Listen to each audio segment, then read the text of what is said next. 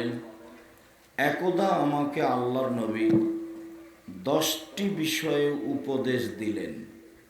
তার 1 নম্বরে বললেন, লা তুশরিক বিল্লাহ ওয়াইন কুতিলতা ও হুররিকতা।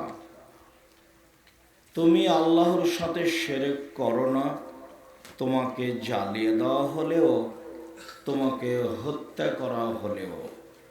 শিরক মহাপাপ। আব্দুল্লাহ ইবনে মাসউদ রাদিয়াল্লাহু তাআলা আনহু বলেন, আল্লাহর নবীকে জিজ্ঞাসা করা হয়েছিল, আইয়ুয যামবি আকবার, সবচেয়ে বড় পাপ কোনটি? তখন তিনি বলেছিলেন, আনতাদু আল্লাহ নিদ্দান ওয়া খালাকাকা। আল্লাহ তোমাকে সৃষ্টি করেছেন, এ সত্ত্বেও তুমি আল্লাহর সাথে শরীক করবে, এইটা সবচেয়ে বড় পাপ। আল্লাহ তাআলা বলেন, ইন্নাহু মান ইউশরিক বিল্লাহ ফাকাদ হারামাল্লাহু আলাইহিল জান্নাহ। কেউ যদি শিরক করে তাহলে তার জন্য জান্নাত হারাম। আবু হুরায়রা রাদিয়াল্লাহু তাআলা আনহু বলেন, রাসূল সাল্লাল্লাহু আলাইহি ওয়াসাল্লাম বলেছেন, মান মাতা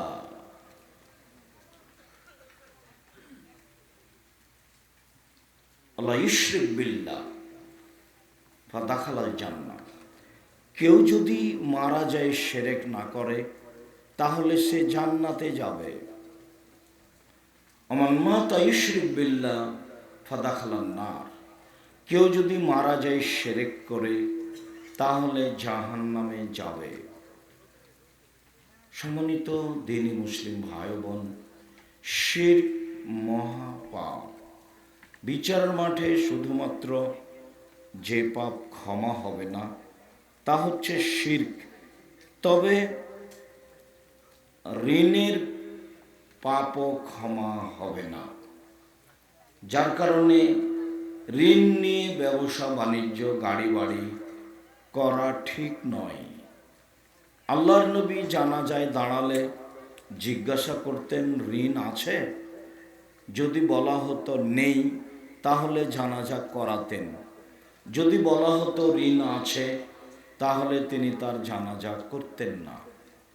ঋণ আছে যার, জানাজা হবে না তার। ঋণ আছে যার, বিচারের মাঠে সে পাপ ক্ষমা হবে না।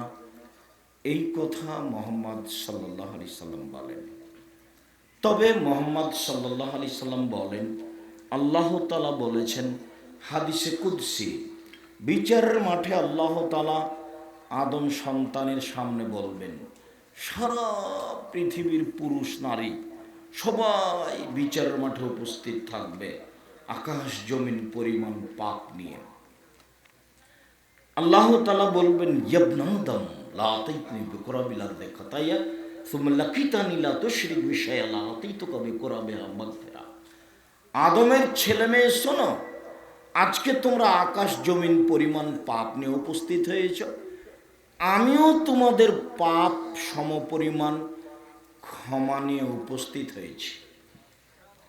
যদি তোমাদের শিরক না থাকে, তোমার যে পরিমাণ পাপ আমার সেই পরিমাণ ক্ষমা, তোমার যে পরিমাণ পাপ আমার সেই পরিমাণ ক্ষমা, তোমার পাপ যত আমার ক্ষমা তত, যদি শিরক না থাকে। বাংলাদেশ এমন একটি দেশ যাতে রাস্তাঘাটে, অফিস আদালতে, কোর্ট কাচারিতে, বাড়িতে, গ্রামে গঞ্জে সব জায়গায় শিরক হয়। বাংলাদেশের মাটিতে শিরক চলে বিপদ সীমার উপর দিয়ে। শিরক মানুষের অতীতের নেকিকে নষ্ট করে দেয়। শিরকের ফলাফল জাহান্নাম। বিচারের মাঠে শিরকের পাপ ক্ষমা হবে না। শিরক করলে আল্লাহকে খাটো করা হয়, শিরক করলে আল্লাহকে হেয় তুচ্ছ করা হয়। পাপের জগতে সবচেয়ে বড় পাপ শিরক। পরের অংশে আল্লাহ তাআলা বলেন, তোমরা পিতামাতার সাথে ভালো আচরণ করো। রাসূল সাল্লাল্লাহু আলাইহি সাল্লাম বলেন, 4 শ্রেণীর মানুষ জাহান্নামে যাবে। 1, কোন বাপ মাকে মানে না যে, 2 কাম্মার জুয়া খেলে যে, 3 মান্নান খোটা দেয় যে, 4 মধুমেনুল খামর নিয়মিত বিড়ি তামাক জর্দা সিগারেট গুল নেশাদার দ্রব্য খায় পান করে যে। 4 শ্রেণীর মানুষ জান্নাতে যাবে না, তার 1 শ্রেণীর মানুষ বাপ মাকে মানে না যে। রাসূল সাল্লাল্লাহু আলাইহি ওয়াসাল্লাম বলেন, এক ব্যক্তির উত্তরে আমার বাপ মা আমার কাছে কি পায়, আমি তার কি করতে পারি? তাহলে রাসূল বললেন, হুমা জান্নাতুকা নারুকা, তারাই দুজন তোমার জাহান্নাম, তারাই দুজন তোমার জান্নাত, ওরাই তোমার জাহান্নাম, কেউ নেই। মনে হয় যেন বাপ মা না থাকলে শান্তি পাওয়া যেত। যা বলে সবই উল্টা কথা বলে। যখন তখন আমার স্ত্রীকে গালি দেয়, বাড়ি থেকে বের করে দেয়, তার কথা সহ্যই করা যায় না। জি, এটাই বাপ মা। মা একদিন এমন ছিল যার কোলে তুমি ছিলে, একদিন ছিলে তুমি তোমার মায়ের কোলে, এখন তোমার মা তোমার কোলে। পেশাব করাবার তুমি, পায়খানা করাবার তুমি, গোসল দেওয়াবার তুমি, কাঁধে করে মেডিকেল নিয়ে যাবার তুমি, কাপড় পরিবর্তন করে দেওয়ার তুমি। তোমার মায়ের যা যা প্রয়োজন তোমার বোনেরা নেই। তোমার বউকে তোমার মা দিন রাত গালি দেয়, এ কথাই ঠিক। তোমার বউ তোমার মাকে দেখবে না, সাধারণত এ কথাই ঠিক। এই সময়ে মায়ের কোনো কথার প্রতি আপত্তি না করে, ব্যথা বেদনা দুঃখ প্রকাশ না করে তার কথা একচাটিয়া মেনে নিতে হবে, এ কথাই ঠিক। যতই খারাপ লাগুক, সামান্যতম কিছু বলবেন এরকম সুযোগ পৃথিবীতে নেই, কোরআন হাদিস দ্বারা প্রমাণিত নয়। অবাক হতে হয় যে ইবাদতের জগতে সবচেয়ে ভিন্ন ধরনের ব্যতিক্রম ইবাদত হলো সালাত। এত ব্যতিক্রম ইবাদত দুনিয়াতে নেই। হজ ফরজ, এবছর করব না হয় সামনে বছর করব, হলো তো চলে। রোজা ফরজ, আমি অসুস্থ পরে করব, হবে। যাকাত ফরজ, দুদিন আগে দিলাম দুদিন পরে দিলাম, চলে। সালাত এমন একটা ইবাদত যা আগেও চলে না, জরুরি প্রয়োজন ছাড়া পরেও চলে না, কোনো সমস্যাই মানে না। এমন কোনো পৃথিবীতে সমস্যা নেই যেই সমস্যা দিয়ে সালাত নামাজকে ঠেকানো যেতে পারে। এরপরেও এই বিশাল কোরআন মাজিদে সালাত কিভাবে আদায় করতে হবে তার বিবরণ দেওয়া নেই, কিন্তু বাপ মায়ের সামনে কিভাবে যেতে হবে, কিভাবে কথা বলতে হবে, বলার ঢং কেমন হবে, হাত পা কেমন থাকবে, সব আল্লাহ বিস্তারিত বিবরণ দিয়ে রেখেছে। ওখানে যে আপনি যাবেন কিভাবে সেটার বিবরণ দেওয়া আছে। আপনার ওই সময় হাত দুখান কেমন থাকবে সেটা বলা আছে। আপনার কণ্ঠটা কেমন হবে সেটা আল্লাহ উল্লেখ করেছেন। অবাক ব্যাপার। রাসূল সাল্লাল্লাহু আলাইহি সাল্লাম বলেন, আল্লাহ তাওয়াক্কাল ওয়ালিদাইকা নামারা কান্তাখরাজ মিন আহলিকা মালিকা। তোমার বাপ মা যদি চাকরি ছেড়ে দিতে বলে দাও, তোমার বাপ মা যদি বউ তালাক দিতে বলে দাও, তোমার বাপ মা যা বলছে তাই করো, যদি পাপ না হয়, যা বলছে তাই করো। পরামর্শ দেওয়া যায়, আম্মা বউকে তাহলে তালাক দিতেই হবে, আপনি 2 মাস দেখেন আম্মা, চিন্তা ভাবনা করেন, এটুকু বলা যায়। ফলাফল যা বলছে তাই করতে হবে, আমার বিবেচনার সুযোগ নেই। 1 মিনিট, কে বাড়িতে আছে? জি না। কোথায় গেছে? শিকার করতে গেছে। কখন আসবে? সন্ধ্যায়। কেমন আছো? খুব একটা ভালো নেই। আচ্ছা, ঠিক আছে, আসলে সালাম দিও, চৌকাট পরিবর্তন করতে বলিও। সন্ধ্যার সময় ইসমাইল আলাইহিস সালাম এসে বুঝলেন আব্বা এসেছিলেন। কি খবর, কেউ এসেছিল? জি, একজন বৃদ্ধ মানুষ। কি বললেন? বললেন বাড়িতে আছে। আমি বললাম নেই। কোথায় গেছে? শিকার করতে গেছে। কখন আসবে? সন্ধ্যায়। কেমন আছো? খুব একটা ভালো নেই। আচ্ছা, ঠিক আছে, আসলে সালাম দিও, চৌকাট পরিবর্তন করতে বলিও। ওহ, তোমার উত্তর ঠিক হয়নি। তিনি আমার আব্বা। তিনি তোমাকে তালাক দিতে বলে গেছেন। ইলাহাকি ইলা আহালি, তুমি তোমার বাপের বাড়ি চলে যাও। আমার বিবেচনা করার মতো কোনো সুযোগ নেই। বউ কত বড় সুন্দরী, এই বিবেচনার কোনো সুযোগ নেই। বউ কত বড় চাকরি করে, এমন বিবেচনা করার কোনো সুযোগ নেই। আপনি মাকে পরামর্শ দিতে পারেন, শরীয়তে পরামর্শ চলে। তিনি যা বলছেন তাই করতে হবে, এ কথা আল্লাহ বলেন, এ কথা নবী বলেন। পৃথিবীতে ব্যতিক্রম সম্মানের সদস্য বাপ মা। 1 মিনিট। কে বাড়িতে আছে? জি না। কোথায় গেছে? শিকার করতে গেছে। কখন আসবে? সন্ধ্যায়। কেমন আছো? আলহামদুলিল্লাহ। আচ্ছা, কি খাও? এ বাক্য কিন্তু আগে ছিল না। কি খাও? গোস্ত আর পানি। আচ্ছা আচ্ছা, যা, বারাকাল্লাহু ফি লাহমিকুমা। আল্লাহ তোমাদের গোস্ত এবং পানিতে বরকত দান করুক। আসলে সালাম দিও, চৌকাট বহাল রাখতে বলিও। কি খবর, কেউ এসেছিল? জি, একজন বৃদ্ধ মানুষ এসেছিলেন। কি বললেন? বললেন বাড়িতে আছেন। আমি বললাম নেই। কোথায় গেছে? শিকার করতে গেছে। কখন আসবে? সন্ধ্যায়। কেমন আছো? আলহামদুলিল্লাহ। কি বললেন? বললেন যে কি খাও? বললাম যে গোস্ত আর পানি। কি বললেন? বললেন যে ঠিক আছে, আল্লাহ তোমাদের গোস্ত এবং পানিতে বরকত দান করুক। আসলে সালাম দিও, চৌকাট বহাল রাখতে বলিও। হ্যাঁ, তিনি আমার আব্বা, তোমাকে স্ত্রী হিসাবে বহাল রাখতে বলে গেছেন। হাদিস বুখারী মুসলিম। আপনার একটা আস্থা থাকতে হবে যে আমার বাপ মার কথা মতো আমি চলি। আর যেটা দিন রাত শোনেন, 3 জন আটকা পড়েছিল গর্তে, তার প্রথমজন ছিল যে আমি আমার বাপ মায়ের মাথার সামনে 1 গ্লাস দুধ নিয়ে দাঁড়িয়েছিলাম। আমার ছেলেমেয়েরা চিৎকার করছিল খাদ্যের অভাবে, তারা চিল্লাতেই থাকলো, আমি দাঁড়িয়ে থাকলাম। দাবিয়া দাদু দাবুম হাত্তা তালাল ফাজর। আমি গিলাস নিয়ে দাঁড়িয়েই থাকলাম, আর আমার ছেলে মেয়ে আমার পায়ের সামনে চিৎকার করতেই থাকলো। সকাল হয়ে গেল। ও চরম ভালোবাসা দেখিয়েছিল বাপ মায়ের সাথে, বিনিময় সে বিপদ থেকে বেঁচে গেছিল।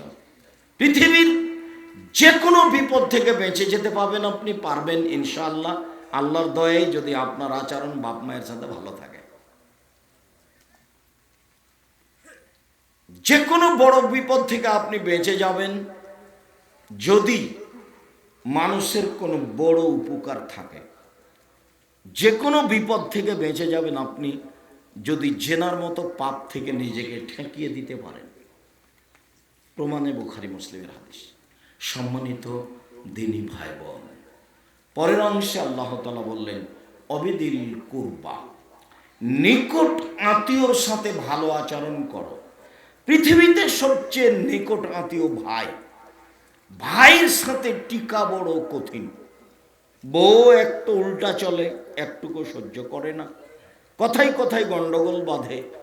আমাদের গ্রামে দেবীনগরে বাপ মা মারার পরে, মরে যাওয়ার পরে জমি জায়গা সব কিছু ভাগ করতে করতে ঢেঁকিটা কেটে ভাগ করে নিয়েছে।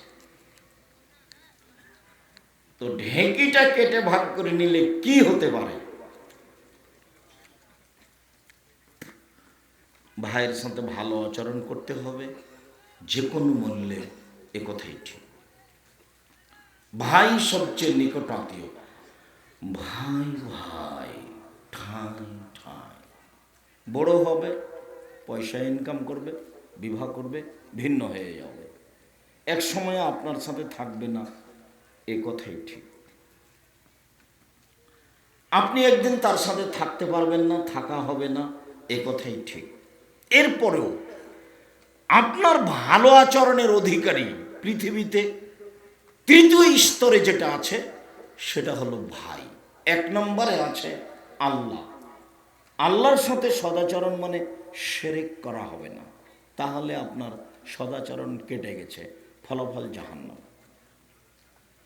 দুই নম্বরে সদাচরণের অধিকারী বাপ মা। তিন নম্বরে সদাচরণের অধিকারী ভাই, ভাই বোন। যদি চয় এইটা চাঁপাই নবাবগঞ্জ, সমস্যা নেই, বাপ মরলেই জমি বোনকে ভাইকে ভাগ করে দেয়।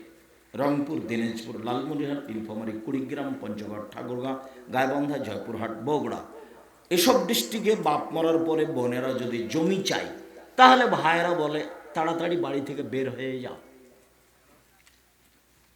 জমি জায়গার কথা বোনেরা বললে ওদের গায়ে আগুন লেগে যায়। এমনটা চাঁপাইনবাবগঞ্জের নয় বলে ধারণা করা যায়।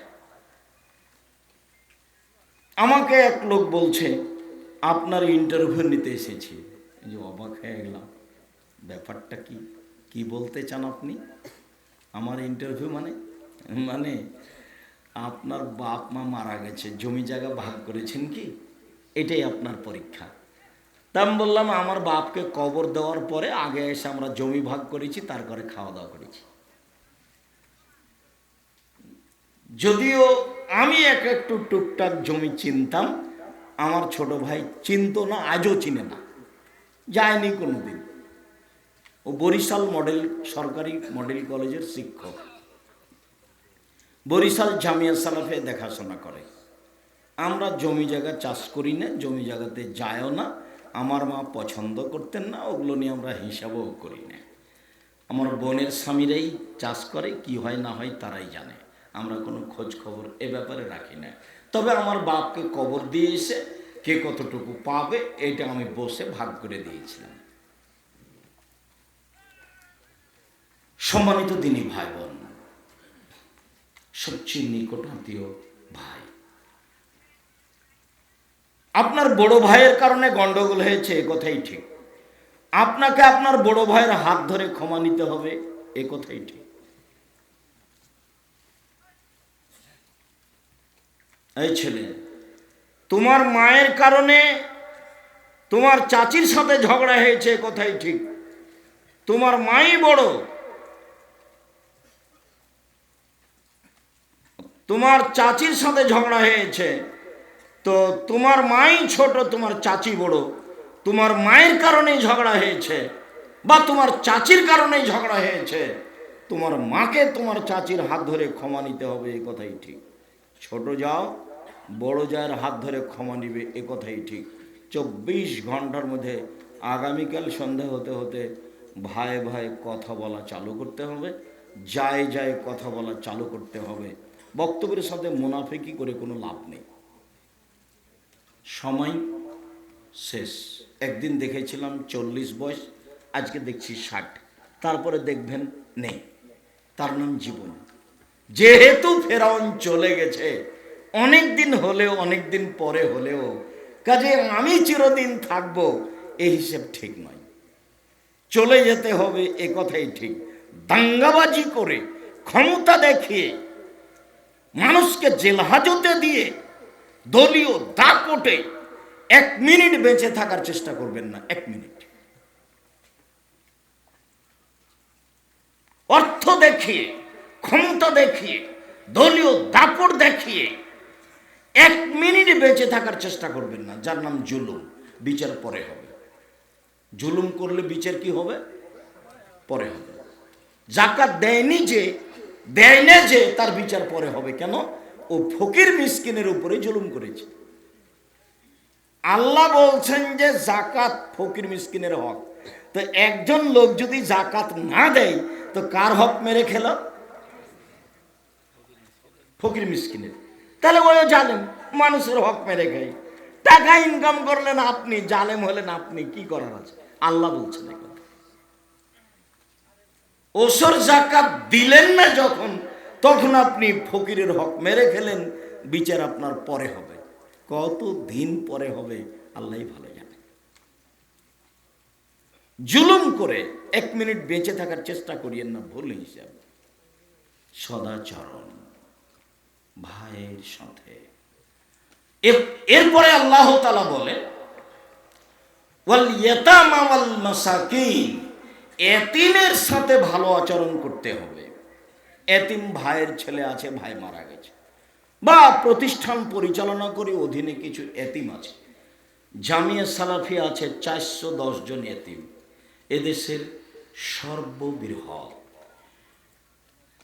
সর্বোচ্চ শিক্ষা প্রতিষ্ঠান, ভালো মানের শিক্ষা প্রতিষ্ঠান এদেশের জামিয়া সালাফিয়া। এদেশের সর্ববৃহৎ সর্বোচ্চ শিক্ষা দেওয়ার সবচেয়ে ভালো মানের প্রতিষ্ঠান জামিয়া সালাফিয়া। শিরক মুক্ত প্রতিষ্ঠান জামিয়া সালাফিয়া, বিদআত মুক্ত প্রতিষ্ঠান জামিয়া সালাফিয়া, দল মুক্ত প্রতিষ্ঠান জামিয়া সালাফিয়া, সংগঠন মুক্ত প্রতিষ্ঠান জামিয়া সালাফিয়া, হিংসা মুক্ত প্রতিষ্ঠান জামিয়া সালাফিয়া, সর্বোচ্চ প্রতিষ্ঠান জামিয়া সালাফিয়া। এই জামিয়া সালাফিয়া প্রায় 5000 ছেলে মেয়ে আছে। 550 জন অসহায় ছেলে মেয়ে আছে, 410 জন এতিম আছে, 300 জন শিক্ষক শিক্ষিকা আছে, যাদের প্রতি মাসে বেতন লাগে 32 লক্ষ। কিভাবে চলে তা আমি বুঝতে পারি না, চলছে এটা আমি দেখতে পাচ্ছি। আপনার বাড়ির পাশে যেটা, সেইটাতে 4-5 জন বিদেশি শিক্ষক আছেন, যাদের থাকা খাওয়া ভিন্ন।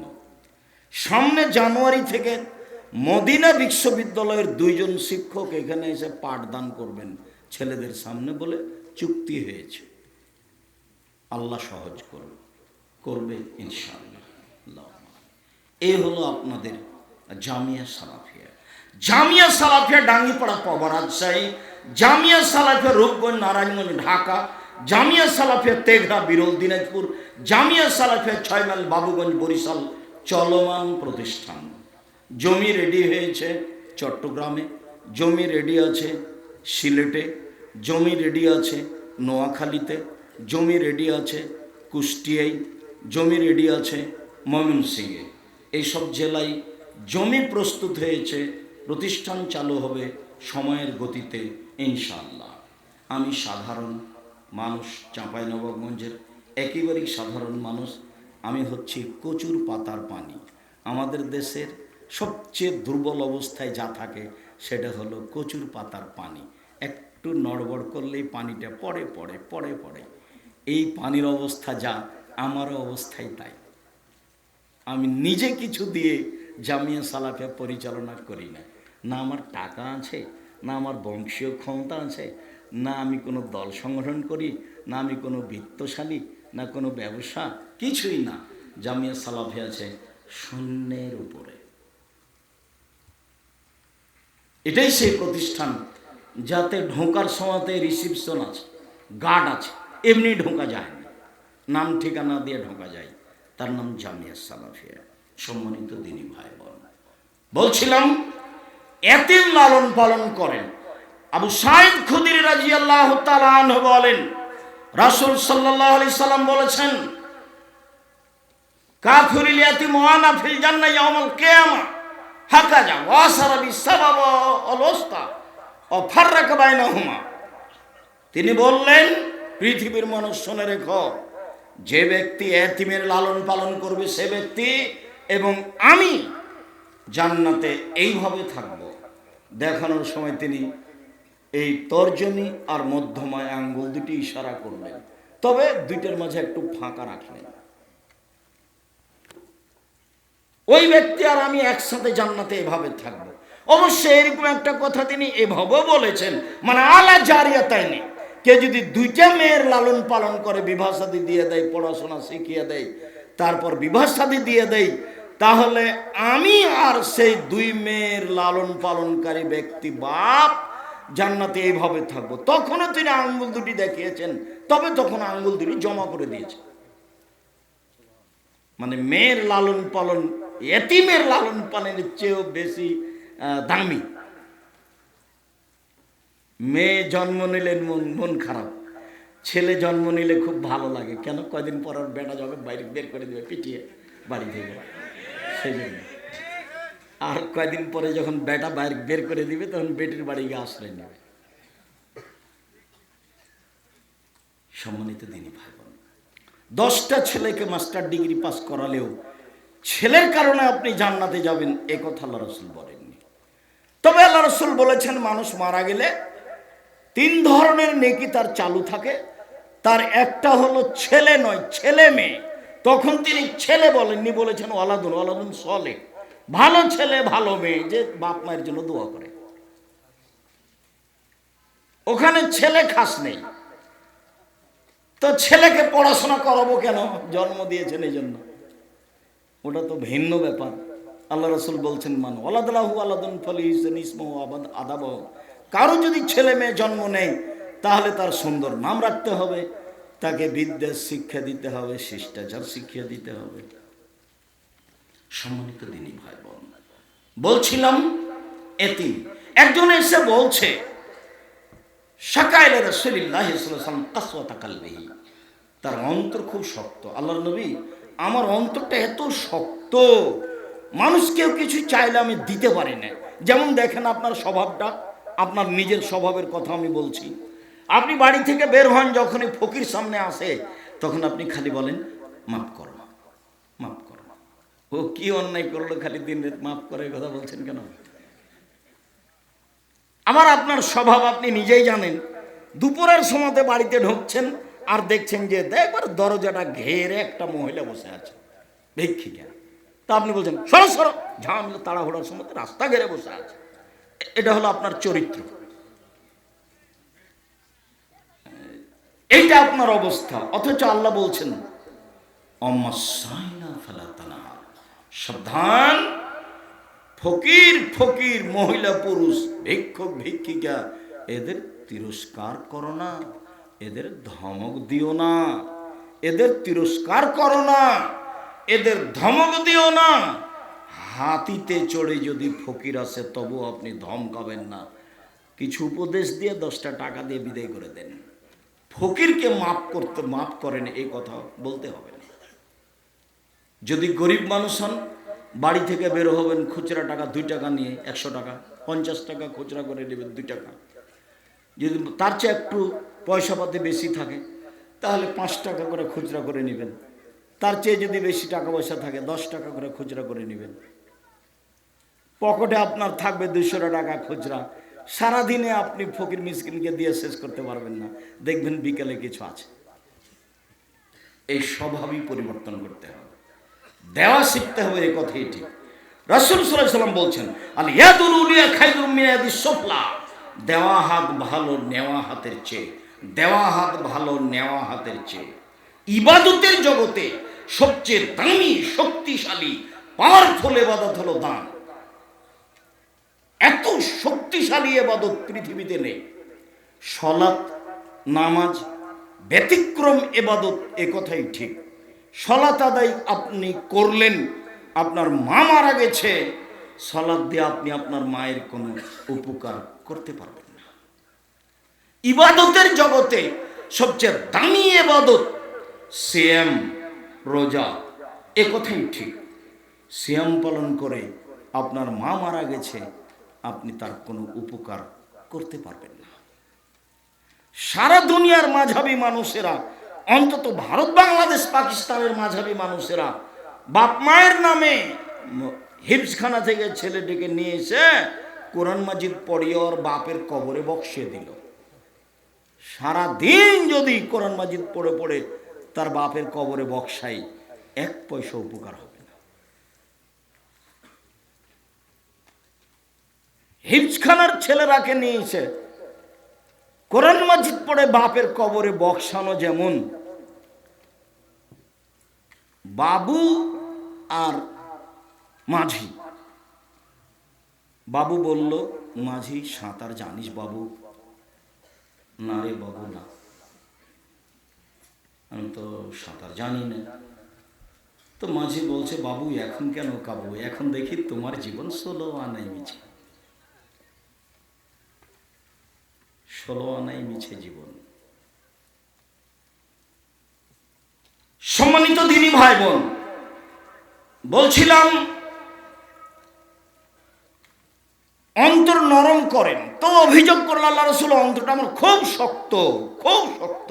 তা আল্লাহ রসুল বলছেন, আচ্ছা আচ্ছা ঠিক আছে ঠিক আছে, এমিল মিসকিন অমসিরাসাল ইয়তীম ইয়ারিক্কু কালবু, তুমি এতিমের মাথায় হাত বোলাও। এটা হাদিসের কথা যে এতিমের মাথায় হাত বোলাতে হয়, হাদিস সহি। আর তুমি ফকির মিসকিনকে খেতে দাও, তোমার অন্তর নরম হয়ে যাবে, অন্তর নরম হয়ে যাবে। অন্তর নরম হওয়ার কয়টা পথ? দুইটা। এক, এতিমের মাথায় হাত বোলাতে হবে। দুই, ফকির মিসকিনকে খেতে দিতে হবে। আল্লাহ তাআলা বলেন, ওয়াল ইয়াতামা ওয়াল মাসাকিন, যারা ফকির মিসকিন তার সাথে সদাচরণ করো। ফকির মিসকিন, ফকির মিসকিন। ফালাক্তাহামাল আকাবা, লোকটি দুর্গম গিরিপথ অতিক্রম করতে পারলো না। অমাদরা কামাল আকাবা, মুহাম্মদ সাল্লাল্লাহু আলাইহি সাল্লাম আপনি কি বলতে পারেন দুর্গম গিরিপথ কি? আল্লাহ বলছেন, লোকটি দুর্গম গিরিপথ পার হতে পারলো না। আচ্ছা মুহাম্মদ সাল্লাল্লাহু আলাইহি সাল্লাম আপনি কি বলতে পারেন দুর্গম গিরিপথ কি? আল্লাহ বলছেন, লোকটি দুর্গম গিরিপথ পার হতে পারলো না। আচ্ছা মুহাম্মদ সাল্লাল্লাহু আলাইহি সাল্লাম আপনি কি বলতে পারেন দুর্গম গিরিপথ কি? আমরাই কি বুঝি দুর্গম গিরিপথ? পাথরের রাস্তা, শীতের দিন, পায়ে জুতা স্যান্ডেল নেই, এ অবস্থায় পাথরের উপর দিয়ে হাঁটতে হবে, এর নাম দুর্গম গিরিপথ। পাহাড়ি রাস্তা, পাথরের রাস্তা, প্রচন্ড শীত, তার নাম দুর্গম গিরিপথ। তো এখন আল্লাহ বলছেন আপনি কি বলতে পারেন দুর্গম গিরিপথ কি? তো আল্লাহ আর বললেন না যে পাহাড়ের এই পাথরওয়ালা পথ শীতের দিনে, এটা বললেন না। আল্লাহ বলছেন ফাক্কু রাকাবা আও ইতআমুন ফি ইয়াউমিন যী মাসগাবা ইয়াতীমান যা মাকরাবা ওয়া মিসকিনান যা মাতরাবা। দুর্গম গিরিপথ হলো দাস দাসীকে মুক্ত করা, যা বাংলাদেশে নেই। দুর্গম গিরিপথ হলো ক্ষুধার্ত এতিমকে খেতে দেওয়া। দুর্গম গিরিপথ হলো ধুলোই মলিন মিসকিনকে খেতে দেওয়া। ফকির মিসকিন রাস্তাঘাটে পড়ে আছে যারা, এদেরকে খেতে দিল যে, দুর্গম গিরিপথ পার হলো সে জান্নাতে চলে গেছে। ফকির মিসকিন। আবু হুরায়রা রাদিয়াল্লাহু তাআলা আনহু বলেন, আল্লাহ রাসূল বললেন, ফিল জান্নাতে লা গোরাব ইরা জাহিরুহু মিন বাতিনিহা বাতিনুহু মিন জাহিরিহা। জান্নাতে কতগুলি এত দামি দামি উন্নত মানের পদার্থ দিয়ে তৈরি করা ঘর আছে, যার ভিতর থেকে বাহির দেখা যায়, বাহির থেকে ভিতর দেখা যায়, খালি টক টক টক টক টক করছে, খুব দামি ঘর। তো সাহাবীগণ বলছেন, আল্লাহর নবী, লেমান হাজি, এত দামি ঘর কে পাবে? তখন আল্লাহ রাসূল উত্তরে বললেন, এক, যার আচরণ নরম সে পাবে। দুই, আতআমাত যে ফকির মিসকিনকে খেতে দেয় সে পাবে। তিন, অতাবাসিয়ামা, যে নিয়মিত বৃহস্পতিবার সোমবার প্রতি মাসে 3 দিন, আরাফার দিন, মুহররমের 2 দিন, শাওয়ালের 6 দিন সিয়াম থাকে, এরা পাবে। আজ থেকে জরুরি ঘোষণা যে আপনার জন্য ফরজ নয়, তবে আপনার জন্য জরুরি ঘোষণা যে কোনো মূল্যে আপনি বৃহস্পতিবার সোমবার সিয়াম পালনের চেষ্টা করেন। ইবাদতের জগতে সবচেয়ে দামি ইবাদত সিয়াম। চেষ্টা করেন, ফরজ নয়। তবে প্রাণপণে চেষ্টা করা উচিত বৃহস্পতিবার সোমবার সেম থাকা, প্রতি মাসে 3 দিন সেম থাকা, মহররমের 2 দিন সেম থাকা, আরাফার 1 দিন সেম থাকা, শাওয়াল মাসের 6 দিন সেম থাকা, ব্যতিক্রম ইবাদত। বলছিলাম আর কে জান্নাতে, এত দামি জান্নাতে যাবে? মানুষ যখন ঘুমিয়ে তখন তাহাজ্জুদ পড়তে হবে। দামি জান্নাত পর একটা মাধ্যম রাতে তাহাজ্জুদ পড়া। একজন সাহাবী রাতে আল্লাহর নবীর কাছে মেসওয়াক আর পানি উপস্থিত করেছেন। আল্লাহ রাসূল এই যে পানি থাকলো আর মেসওয়াক থাকলো, তা আল্লাহ রাসূল খুশি হয়ে গেছেন, বাহ এ তো ভালোই বুদ্ধিমান কাজের মানুষ, ভালোই খাদেম। তো খাদেম যখন খুব কাজ করে, উপস্থিত এটা করো তো, আমার জি উপস্থিত এটা করো তো, বাহ তুই তো খুব হালকা ছেলে দেখছি রে। মোহাম্মদ নেই, মোহাম্মদ নেই, মোহাম্মদ নেই। অনেকক্ষণ পরে আসসালামু আলাইকুম। তোর হবে না রে, তুই যা, তোকে দিয়ে কাজ হবে না। তার মানে অধীনস্থ কর্মচারীকে খুব প্রস্তুত থাকতে হয়, থাকা উচিত, থাকতেই হবে, এটাই নীতি। তো মেসওয়াক আর পানি উপস্থিত, তখন আল্লাহ রাসূল খুশি হয়ে বলছেন, সালমা শেতা, তোমার যা ইচ্ছা তাই চাও। আল্লাহ রাসূল গায়েবের খবর জানেন না যে ও কি চাইবে, তো তোমার যেটা ইচ্ছে সেটাই চাও। তখন সাহাবী বলছেন, আসআলুকা মুরাফাতাকা ফিল জান্নাহ, আপনার সাথে জান্নাতে থাকতে চাই। তখন আল্লাহ রাসূল আওয়া গায়ে দাঁড়ায়, না না না না না, এটা নয়, এটা নয়, এটা নয়, অন্য কিছু চাও, অন্য কিছু চাও। তখন সাহাবী বলছেন, হুয়া দাকা, এটাই চাই, অন্য কিছু চাই না। আমি আর আপনি হলে তো বলতাম যে ঢাকা শহরে একটা জমির ব্যবস্থা করে দেন, যার যেটা প্রয়োজন, সুন্দর একটা প্রয়োজন পেশ করতাম। তো যাই হোক, সাহাবী বললেন আপনার সাথে জান্নাতে থাকতে চাই।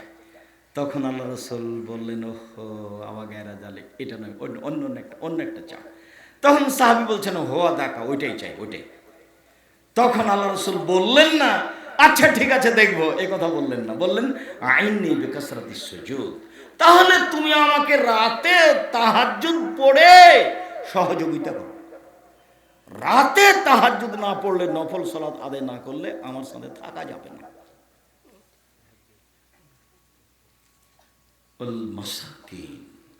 রাসূল সাল্লাল্লাহু আলাইহি সাল্লাম বলেন, পৃথিবীর মানুষ শুনে রেখো, ওয়াসাই আলাল মাসাকিন, যারা মিসকিনের ব্যাপারে খাদ্য পানি দিতে, কাপড় চোপড় দিতে চেষ্টা করে, ওরা কাল মুজাহিদ ফি সাবিলিল্লাহ, ওয়াসাইম লা ইফতির ওয়াল কায়েম লা ইয়াফতির,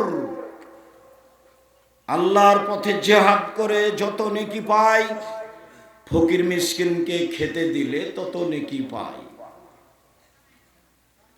নিয়মিত তাহাজ্জুদ পড়ে যত নেকি হয়, ফকির মিসকিনকে খেতে দিলে তত নেকি হয়। নিয়মিত নফল সিয়াম আদায় করলে যত নেকি হয়, ফকির মিসকিনকে খেতে দিলে তত নেকি হয়। ফকির মিসকিনের হকই ভিন্ন, যা আল্লাহ বলেছেন, যা আল্লাহর নবী বলেছেন। আব্দুল্লাহ ইবনে উমর বলেন, একদা আল্লাহ রাসূলকে জিজ্ঞাসা করা হলো, আইয়ুল ইসলামে খায়রুন, আল্লাহ নবী বলেন তো মুসলমান হওয়ার পরে মানুষের জীবনে সবচেয়ে ভালো কাজ কি? সবচেয়ে ভালো কাজ কি বলেন তো আল্লাহ রাসূল? তখন আল্লাহ রাসূল বলছেন, তুতিমুত্তাম তাকরাউস সালাম আলা মান আরাফতা ওয়া মান লাম তারিফ, অসহায় ফকির মিসকিনকে খেতে দিবা, এটা হলো মানুষের জীবনে সবচেয়ে ভালো কাজ। মানুষ জীবনে যত কাজ করে তার সবচেয়ে ভালো কাজ হলো ফকির মিসকিনকে খেতে দেওয়া। আর দ্বিতীয় ভালো কাজ হলো যাকে চিনেন তাকেও সালাম দিবেন, যাকে চিনেন না তাকেও সালাম দিবেন। আমাদের দেশে আমরা মাওলানা মানুষ, আমাদের অধীনে যারা আছে তারা সালাম দেখ এ অপেক্ষা আমরা করি। আর যারা বিত্তশালী ধনী মানুষ নির্বাচন করে, তারা মনে করে আমাদের অধীনে যারা আছে তারা সালাম দিবে আমাদেরকে, তখন উত্তর দিব, অন্যথায় ও ওর মতো যাবে, আমি আমার মতো যাব। আল্লাহ রাসূল বললেন, সবচেয়ে বড় কৃপণ যে সালামে কৃপণ। আল্লাহ রাসূল বললেন সবচেয়ে বড় কৃপণ খারাপ মানুষ যে সালামে কৃপণ। আল্লাহ রাসূল বললেন সবচেয়ে আল্লাহর কাছে ভালো মানুষ ওই যে আগে সালাম দেয়। সালাম দাও নিরাপদে থাকবা, সালাম দাও মান বেড়ে যাবে, মান বেড়ে যাবে। সালাম দাও ফলাফলে জান্নাত হবে। সালাম ভিন্ন ধরনের জিনিস। মিশরে সবাই সবাইকে সালাম দেয়। এখনো যারা এমপি মন্ত্রী তারা বুঝতে পারেনি যে রিক্সাওয়ালাকে আগে সালাম দিতে হবে। ওরা এটাই বুঝে আছে যে আমি আগে রিক্সাওয়ালাকে সালাম দেব। মিশরে সবাই সবাইকে সালাম দেয়। মিশরে সবাই কোরআন মাজিদ পড়তে পারে। মিশরে প্রায় সবাই সিগারেট খায়। মিশরে প্রায় সবাই দাড়ি চাচা, প্রায়। সম্মানিত দিনী ভাই বোন, মিসকিন যাদের সাথে সদাচরণ করতে হবে, বিনিময় সরাসরি জান্নাত, তারা হলো ফকির মিসকিন। জারিল কুরবা জারিল জুনুব, দূর প্রতিবেশী নিকট প্রতিবেশী, একেবারে বাড়ির সাথে যে আছে তার সাথে সদাচরণ, এইটা খুব কঠিন। দূরে যে প্রতিবেশী আছে তার সাথে টিকে থাকা খুব কঠিন। নির্বাচন করলে আরো কঠিন। কি হয়েছে? লোকটা বলছে আমি চেয়ারম্যানে দাঁড়ালে কি হবে, আমার ভাতিজা যে আমার খুবই বিরোধী, আমার ভাতিজা ডিক্লেয়ার দিয়েছে আমার চাচা কেমনে চেয়ারম্যান হয় তা আমি দেখে ছেড়ে দিব। ওর ভাতিজার কাজই হচ্ছে ওর চাচাকে কি করা, ঠেকানো। নির্বাচন করতে গেলে সদাচরণ হারাবে। নির্বাচনে সদাচরণ হারাই, দল সংগঠনে সদাচরণ হারাই। দুইজন মিলে পাশাপাশি দোকান করলে হিংসা বাড়ে, সদাচরণ হারাই। জমি জায়গা পাশাপাশি চাষ করলে সদাচরণ হারাই। তবে সদাচরণের উপরে থাকতে হবে যে কোনো মূল্যে টিকে, এ কথাই ঠিক। আবু দারদা রাদিয়াল্লাহু তাআলা আনহু বলেন রাসূল সাল্লাল্লাহু আলাইহি সাল্লাম বলেছেন ইন্না আসকালা শাইইন ইদাউ ফি মিজানিল মুমিনিল কিয়ামা খুলুকুন হাসান। বিচার মাঠে মুমিন পুরুষ নারীর নেকির পাল্লায় সবচেয়ে যেটা ভারী নেকি হবে সেটা হলো সদাচরণ। দান যতই শক্তিশালী ইবাদত হোক না কেন, দানের নেকি যত ভারী, সদাচরণের নেকি তার চেয়ে লক্ষ গুণ বেশি ভারী। সালাত ছাড়া পৃথিবীতে ইহকালে পরকালে বাঁচার কোনো পথই নেই, এ কথাই ঠিক। এরপরে সালাতের নেকি যত ভারী, সদাচরণের নেকি তার চেয়ে হাজারো গুণ বেশি ভারী। ইবাদতের জগতে সবচেয়ে দামি ইবাদত সিয়াম, এ কথাই ঠিক। এরপরে সিয়ামের নেকি যত ভারী, সদাচরণের নেকি তার চেয়ে অনেক অনেক অনেক বেশি ভারী। কি দিয়ে বুঝাই আপনাকে আমি সদাচরণের নেকি কত ভারী? সদাচরণের অধিকারী আমি কি না তা প্রতিবেশীকে দিয়ে বোঝা যাবে। রাসূল সাল্লাল্লাহু আলাইহি সাল্লাম বলেন মান কানা ইউমিনু বিল্লাহি ওয়াল ইয়াউমিল আখির, যে আল্লাহকে বিশ্বাস করে পরকালকে বিশ্বাস করে, ফলা ইউদি জারাহু, সে যেন তার প্রতিবেশীকে কষ্ট না দেয়। আবু হুরায়রা রাদিয়াল্লাহু তাআলা আনহু বলেন রাসূল সাল্লাল্লাহু আলাইহি ওয়াসাল্লাম বলেছেন লা ইয়াদখুলুল জান্নাহ মান লা ইয়ামান জারুহু বাওয়াইকাহু, যে প্রতিবেশীকে কষ্ট দেয় সে জান্নাতে যাবে না। রাসূল সাল্লাল্লাহু আলাইহি ওয়াসাল্লাম বলেন আল্লাহু লা ইউমিনু, আল্লাহর কসম মুমিন নয়, আল্লাহর কসম মুমিন নয়, আল্লাহর কসম মুমিন নয়। আল্লাহ রাসূল কে মুমিন নয়? তা আল্লাহ রাসূল বললেন যে প্রতিবেশীকে কষ্ট দেয় সে মুমিন নয়। একটা লোক এসে বলছে আল্লাহ রাসূল আমি যে ভালো মানুষ কিভাবে আমি বুঝবো? তো আল্লাহ রাসূল বললেন এই যা সামিতা বিন জিরানে কান্ত আহসানতা ফাকাত আহসানতা, যখন তোমার প্রতিবেশী বলবে তুমি ভালো তখন তুমি ভালো। ওই যা সামিতা মিনহু আসাতা ফাকাত আসাতা, আর যখন প্রতিবেশী থেকে শুনবে তুমি খারাপ তখন তুমি খারাপ। প্রতিবেশী যদি বলে ভালো তাহলে তুমি ভালো, প্রতিবেশী যদি বলে তুমি খারাপ, তাহলে তুমি খারাপ। রাসূল সাল্লাল্লাহু আলাইহি ওয়াসাল্লাম বলেন, আবুল খাসমানি ইয়াউমুল কিয়ামাহ জারান, বিচার মাঠে সর্বপ্রথম বিচার হবে দুই প্রতিবেশীর। সম্মানিত দিনী ভাই বোন, আলোচনা সংক্ষিপ্ত করে শেষের দিকে চলে আসলাম। আবু হুরায়রা রাদিয়াল্লাহু তাআলা আনহু বলেন, রাসূল সাল্লাল্লাহু আলাইহি ওয়াসাল্লাম বলেছেন, আর রাহমু শুহনাতুন মিনার রহমানে, সদাচরণ, প্রতিবেশীর সাথে ভালো আচরণ রহমান থেকে নির্গত হয়েছে। সদাচরণ রহমান থেকে বের হয়ে এসেছে। রহমান বলেন, মান ওয়াসালাকে ওয়াসালতুহু, মান কাতাকে কাতাতু। এই সদাচরণ, তোকে যে নিবে আমি তাকে নিব, আমি তার সাথে আছি। অমান কাতাকে কাতাতু, সদাচরণ, তোকে যে ছেড়ে দিয়েছে আমি তাকে ছেড়ে দিয়েছি, আমি তার সাথে নেই। তো আব্দুর রাজ্জাক সাহেব, যার সাথে সদাচরণ থাকে না, ওর সাথে আল্লাহ থাকেন না, তো বেঁচে আছে কিভাবে? হিন্দু যেভাবে আছে, ইহুদি খ্রিস্টান আছে, ওদের কোনো নেকি নেই, ওদের দাড়ি পাল্লা হবে না। হিন্দুদের দাড়ি পাল্লা হবে না, ইহুদির হবে না, খ্রিস্টানের হবে না, শিয়াদের হবে না, কাদিয়ানের হবে না। কাদের হবে দাড়ি পাল্লা পাপ নাকি? যারা মুসলমান, যারা খাঁটি ভাবে আল্লাহ আল্লাহ রসুলকে প্রাধান্য দেয় তাদের হবে। যারা শিয়ারা বলল যে জিবরাইল ওহী নিয়ে আসতে ভুল করেছে, আসতে হতো আলীর কাছে, এসেছে মুহাম্মদ সাল্লাল্লাহু আলাইহি ওয়াসাল্লামের কাছে, তাহলে কি আর ইমানটিকে? সদাচরণ। আনাস রাদিয়াল্লাহু তাআলা আনহু বলেন, আয়েশা রাদিয়াল্লাহু তাআলা আনহা বলেন, আর রাহমু মুআল্লাকাতুন বিল আরশে, সদাচরণ আল্লাহর আরশ ধরে ঝুলন্ত অবস্থায় আছে। সদাচরণ আল্লাহর আরশ ধরে ঝুলন্ত অবস্থায় আছে। আবার বলছে, মান ওয়াসালানি ওয়াসালাহুল্লাহ, আমাকে যে নিবে আল্লাহ তাকে নিবে।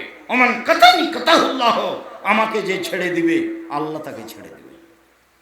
সদাচরণ আছে যার, আল্লাহ আছে তার। সদাচরণ নেই যার, আল্লাহ নেই তার। হাদিস বুখারী মুসলিম। কিভাবে বাঁচে ও?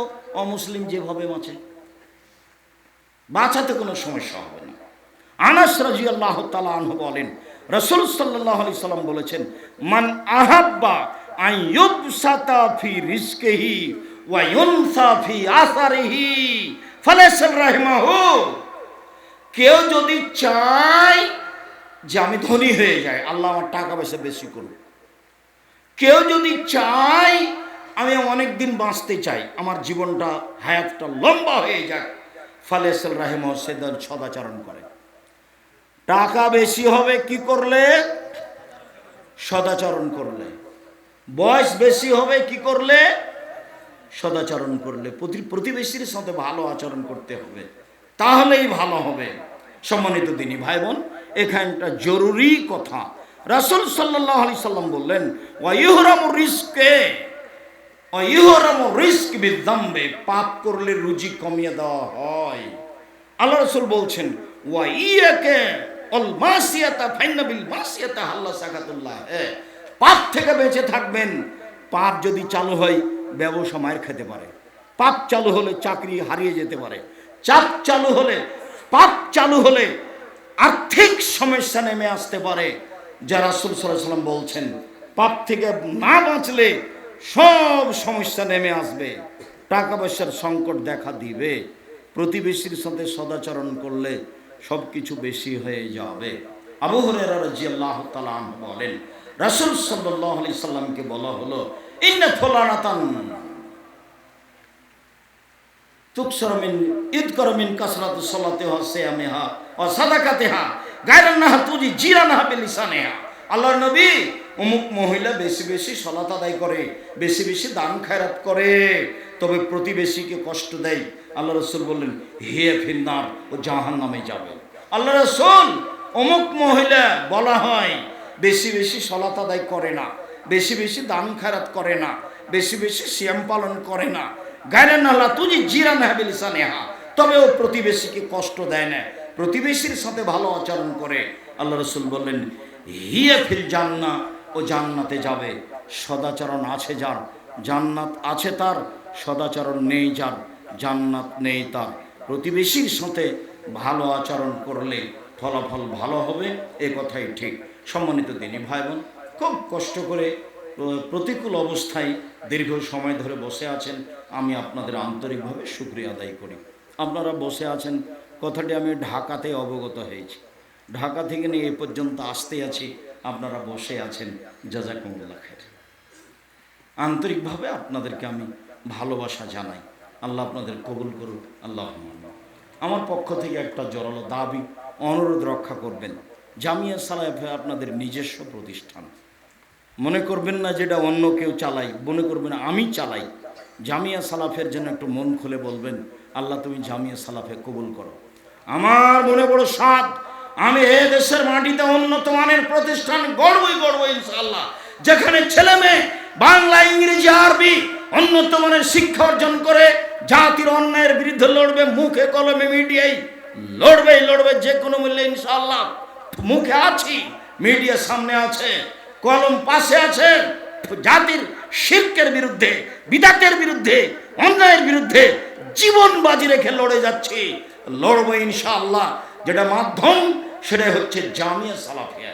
জামিয়া সালাফের একটা বড় শাখা আদ-দাওয়া ইলাল্লাহ, তারা দেশ জুড়ে মক্তব চালু করতে চাই, শিক্ষা কার্যক্রম এবং দাওয়াতি কার্যক্রম চালু করতে চাই, মক্তব ভিত্তিক। ইতিমধ্যেই তারা প্রায় 300 মক্তব চালু করেছে, তারা অচিরেই সারা দেশ জুড়ে মক্তব চালু করবে ইনশাআল্লাহ। জামিয়া সালাফের একটা বড় শাখা আদ-দাওয়া ইলাল্লাহ, জামিয়া সালাফের একটা বড় শাখা আল ইতেসাম পত্রিকা, 12 জন মুফতি দিয়ে ফতোয়া দেখা হয়, সব বড় বড় বিদ্বান দেশ বিদেশ থেকে আসা। তারপরে জামিয়া সালাফের একটা বড় শাখা কিশলয় ছেলেরা লেখা বের করে।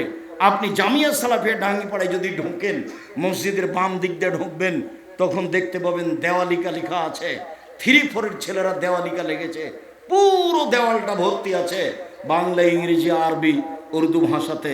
সম্মানিত দিনী ভাই বোন, আজকে যে প্রতিষ্ঠানে এসেছেন অত্র সম্মেলনে, এই প্রতিষ্ঠানের জন্য আন্তরিকভাবে দোয়া করবেন, দানের হাত প্রশস্ত করবেন, যাতে করে প্রতিষ্ঠানটা ভবিষ্যতে আরও সবল হয়ে সুন্দর হয়ে উঠতে পারে, শিক্ষার ব্যাপারে ভালো খিদমত করতে পারে।